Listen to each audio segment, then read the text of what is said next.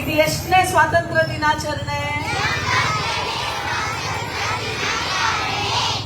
ಇವ್ರು ಯಾರು? ಏನಂತಾರೆ ಅವರನ್ನ? ನಮ್ ದೇಶಕ್ಕೆ ಏನವರು? ನೀವೆಲ್ಲ ಮಕ್ಕಳೆಲ್ಲ ಅವ್ರು ಏನಂತ ಕರಿತೀರಾ? ಬಾಪು. ಏನಂತೀರಾ? ಅವರೆಲ್ಲರೂ ಅವಾಗ ನಮ್ ದೇಶನ ಬ್ರಿಟಿಷ್ ಆಳ್ತಾ ಇದ್ರು. ಯಾರು?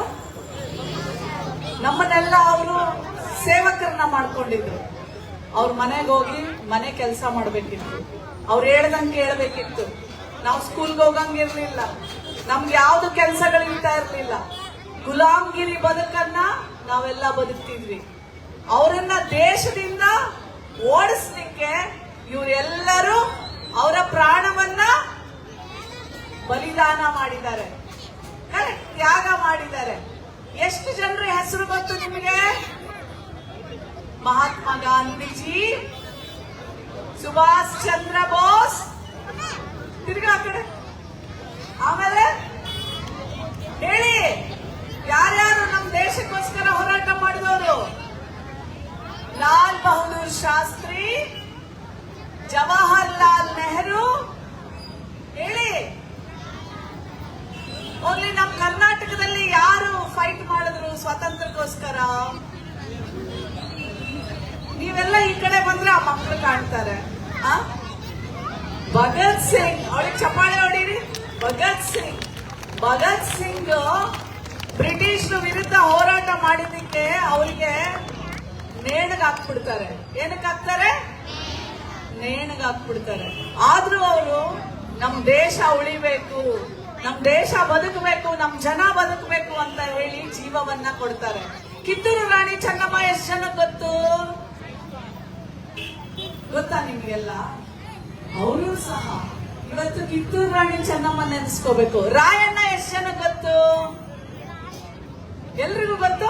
ಸಂಗೊಳ್ಳಿ ರಾಯಣ್ಣ ಗೊತ್ತಲ್ಲ?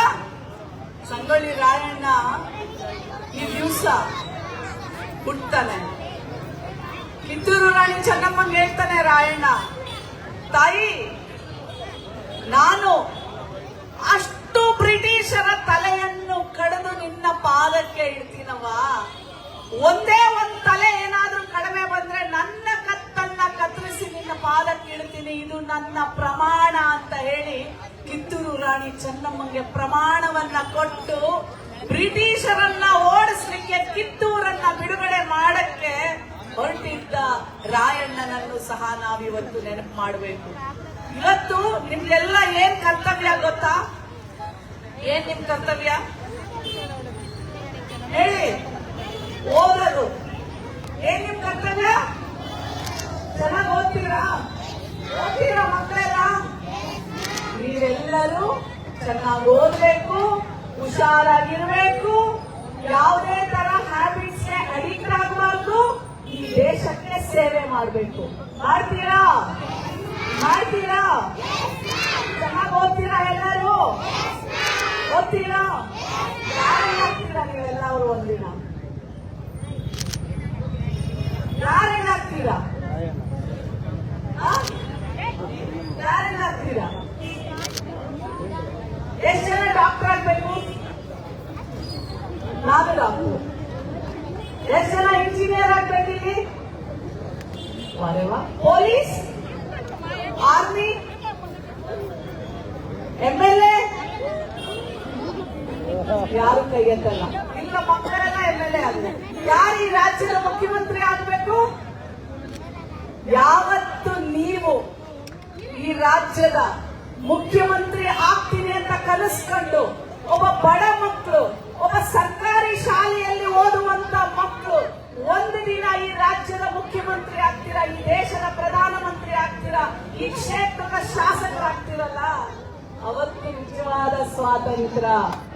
ಇವತ್ತು ನಾವು ದುಡ್ಡಿರೋರ ಗುಲಾಮಗಿರಿ ಮಾಡ್ತಾ ಇದ್ದೀವಿ, ಅವತ್ತು ಬ್ರಿಟಿಷ್ ಗುಲಾಮಗಿರಿ ಮಾಡ್ತಾ ಇದ್ದೀವಿ, ಇವತ್ತು ದುಡ್ಡಿರೋರ ಗುಲಾಮಗಿರಿ ಮಾಡ್ತಾ ಇದ್ದೀವಿ. ಈ ಗುಲಾಮಗಿರಿಯಿಂದ ಹೊರಗೆ ಬಂದು ನಮ್ಮ ಮಕ್ಕಳು ಅವರ ಕನಸನ್ನ ಯಾವತ್ತು ಕಟ್ತಾರೆ, ಈ ಗುಲಾಮಗಿರಿಯ ಬದುಕಿಂದ ಯಾವಾಗ ಹೊರಗೆ ಬರ್ತಾರಲ್ಲ, ಅವತ್ತೇ ನಿಜವಾದ